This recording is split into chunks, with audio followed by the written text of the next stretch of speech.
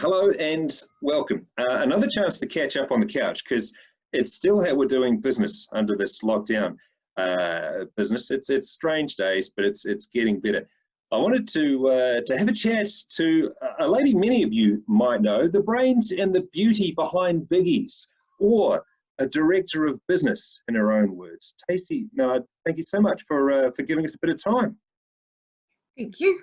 That's all right. I'm Look, nervous. Sorry about that. If we get this wrong, we can just record it and record over it. Easy. No, it's just good to see you. And I wanted to talk about what it's been like, because if people don't know, there are several arms to the business that you direct, along with Ian Lindsay. Biggies, of course, is there. Suburbia is a nightclub. And if people don't know, we're talking fantastic pizza. We're talking one of the key underground, nightclub venues right in the middle of it all. You are in the Octagon, Lower Stewart Street, and there's nobody there for weeks at the moment. So I just wanted to see, now that we can do deliveries and Biggies are on the streets, which is awesome, how things have changed with that. So let's forget the first 4 weeks and look at maybe the last week and a half. How's things been with Biggies, with business, particularly for you guys? So it's a difficult thing to balance the business that we're allowed to open now with what our business was before lockdown. People are the core of our business. We had a bustling restaurant and delivery for the pizza restaurant, and the nightclub, which is a big chunk of our income. So having both of them shut down, obviously, just like everybody else, it's an incredibly hard road to walk. We've really appreciated the support we've got from the government, and then the excitement of being able to reopen for deliveries. The first week was insane. We've had 4 delivery drivers driving instead of 1, and me with the kids in the back of the car in their PJs. So it's been fun, but it's also, it's the initial push, which is always going to be big after everyone being deprived of their takeaways for a month. But it's dropped off a wee bit. Still busy. We're at the moment considering what the possibilities are going to be for us going into level 2. We're in the workings of putting a couple of more menus up. We already have an operating, what you call a ghost kitchen, which is only deliveries. And we've got 2 more that we're going to open. So that's our way of being creative to try and drive some more income. We obviously, even though we're a bit flat out busy, the nightclub is the larger chunk of the income, and we, for everybody's safety, and are not going to be able to open that until probably level 0. We're looking at level 2 and all of the ideas that Jacinda's got about being able to open restaurants, and the reality of running a restaurant.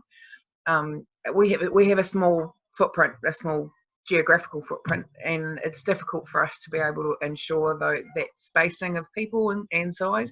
We also have staff that we dearly care about and are not interested in sacrificing or compromising their safety as well. So we're still deciding whether we're even going to open the doors for people to sit down in the restaurant for level 2, or whether we just carry on with delivery. Yeah, and I saw you put out a really smart survey on the Book of Faces to ask what people would be doing. How did that go? What was the feedback from asking that question? One end of the spectrum or the other. There's got people saying you're insane, it's not safe, and other people saying absolutely, I'm coming out to support you. And we're really lucky. We've got a great local base who really do support us. But the reality is, a lot of our in the restaurant service was travellers, and so we obviously don't have that anymore. Hoping that people will travel New Zealand, and maybe some people who wouldn't have chosen Dunedin as a destination might come and have a look. But for our plans for the future, we've got to fight to stay open. We've got to fight to be able to survive this massive roadblock, which is heartbreaking, because we were at the point where we had finally started to make some real growth in the business after working very hard for quite a few years, and then bang. Mm. So we're going to fight and keep pushing to try and make it to the point where we can fully reopen. But like I said, our major priority is the safety of our staff, and because they are our family, and being able to like ensure the safety of people who come to visit us and help to support us. You are fighters, and my word, you have put in a lot of work across all the businesses that are there. You mentioned to it before, though, that you've got a really local base, and you do, but I think now that that's growing, people have got more of a sense of the importance on supporting a local business. It was always a good idea before, but now we know sort of why. You know, the impact that that has is you with 2 kids in the car doing the deliveries.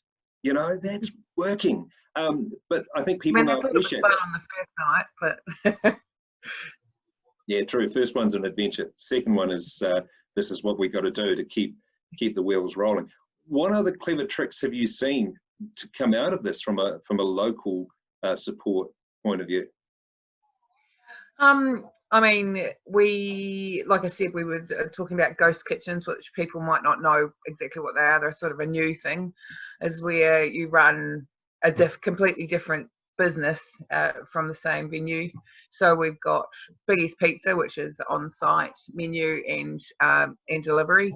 Now we've got one that's already open that's called All Gravy Baby, which is chips and gravy, which everybody loves. And in the workings, we have 2 more that we're going to open. So we've got I'm Nacho Daddy and Nightlife. And you just need to keep your eyes and ears open for those on Facebook. We'll be rolling them out soon. So those, and we've also put an application into the DCC for an off license to see if we can deliver alcohol with our pizzas and food and so forth. So you might be able to order a bottle of wine with your pizza and things like that.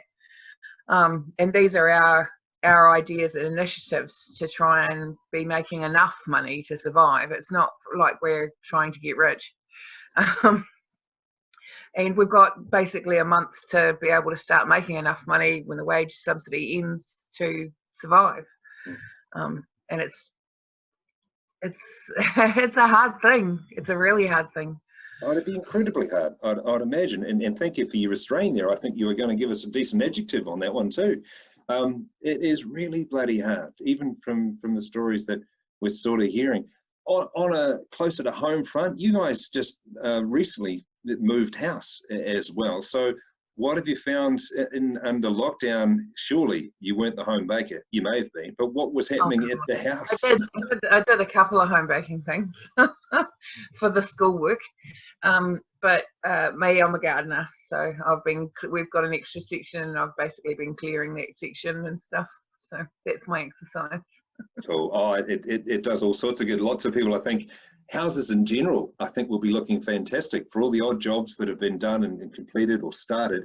There was no excuse. Yeah, but then you get to the end of a 4-week period and you think, what have I done? I've had 4 weeks off. I haven't accomplished anything. Surely not. There's photos on Facebook that says you did. But you said it before, you know, there is some plans that have come out of there. You guys have delivered such big ideas and such initiatives that have resonated with people before. So I think they'll be waiting with bated breath for Nacho Daddy and what? Nightlife. Nightlife. Love it. Love it. Look. Not my brainchild's the names. They are my darling partner's ideas. The things he comes up with, man. Sometimes all you need is a cool name. The rest of it's details. Just fill that in. Oh, there's a bit of hard work behind that. That's what I always say to Ian. You come up with the ideas, I'll make it work. Outstanding. Well, that's why you're a great team. Tacey, thank you so much for your time. You are juggling so much at the moment. Appreciate your time. Love your work. Take care of your family. And we look forward to some more good things out there as well. Biggie's, Suburbia, the whole shebang. Can't wait to see it. Thank you for your time. We'll catch up with you soon. Thank you.